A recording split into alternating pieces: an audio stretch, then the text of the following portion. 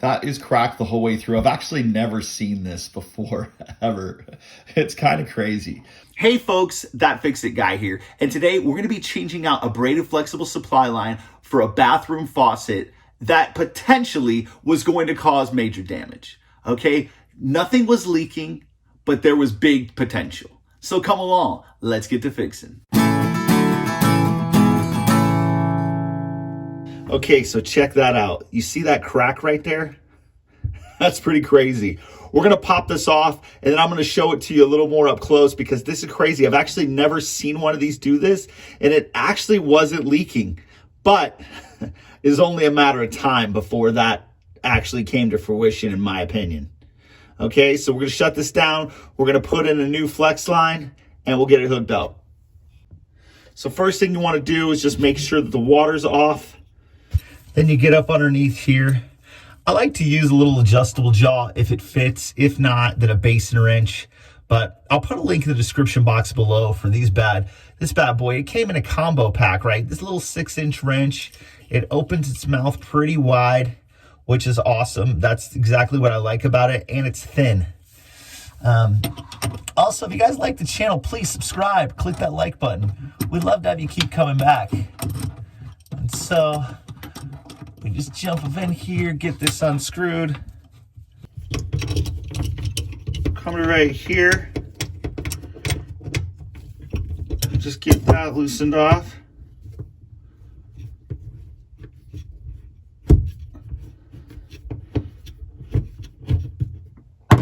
Okay.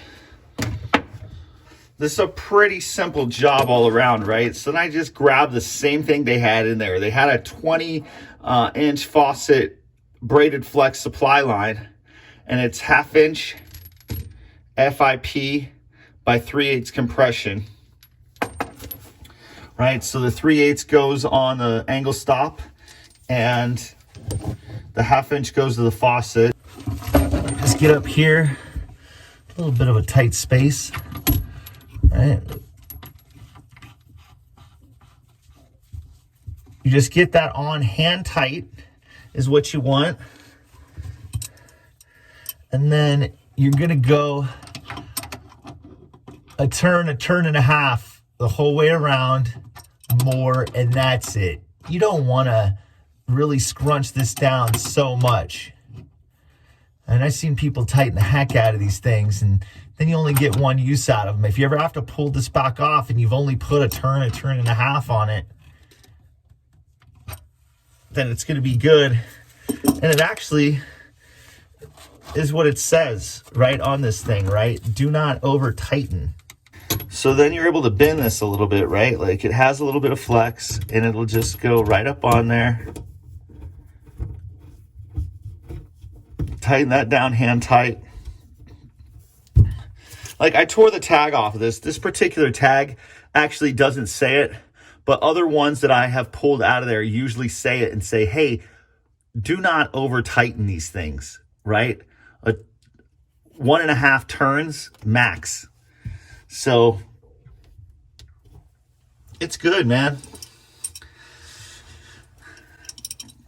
These things work really well. At some point we'll get into some other type of supply lines and uses and comparisons. For the time being, we just go like for like here. I've actually never seen one of these nuts cracked ever. If it was metal, I've seen plastic ones break, but I've never seen a metal one break. And so that's pretty good right there. And now we're able to turn it on and test for a leak. Quick, simple job.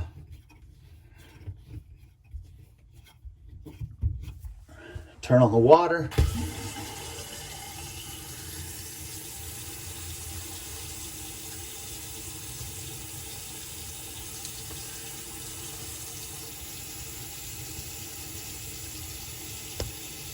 And we're good to go. We got nothing leaking there, and that was just a quick change out. All right?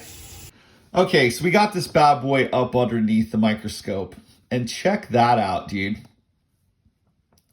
That is cracked the whole way through. I've actually never seen this before, ever.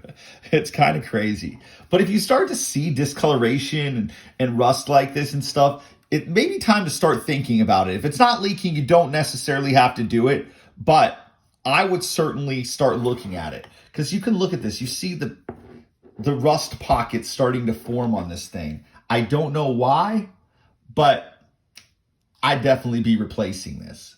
And if we're talking about tightening it down, you tighten it down so much, you don't want to tighten this down crazy, like all the way, wrenching it all the way down, right? You can see that rubber is completely smushed all the way down and even gone. It looks like they put a little Teflon in there to try to maybe make it work. Well, that's because they probably over-tightened it, tried to take it apart, reuse the same one, and just jacked it up, okay? If you go one turn with a wrench after this is hand tight, that's going to be good. One full way around and stop, maybe a turn and a half. I wouldn't go further than that. And actually, this particular Braided Flex supply line actually has the thing on it, whereas the other one did not. And it says hand tight plus a quarter turn with a wrench. Okay? And so I don't know. I maybe go a little bit more than that just because a quarter turn seems like it's not so much. But hey, this is what they say. And if you follow that, well, then you shouldn't go wrong, right? Okay, one more thing. Just because I've poked myself like 4 times on these stupid things, when you're dealing with Braided Flex, wear some gloves.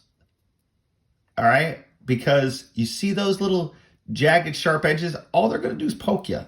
I've been poked like 4 times. Sick of it. Okay, folks, so I hope you found this video helpful. I can tell you, if you're underneath one of your...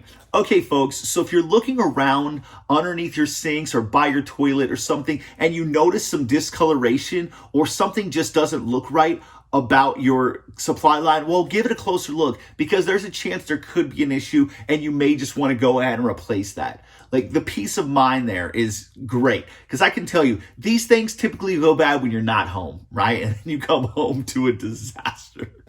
I've seen it too many times for people, and my heart just breaks. So we're trying to prevent a little something like that today. I really hope the video helps. I really do. If you guys could please subscribe to the channel, click that like button. We'd love to have you keep coming back. We're just trying to help people, and we hope that we're doing that.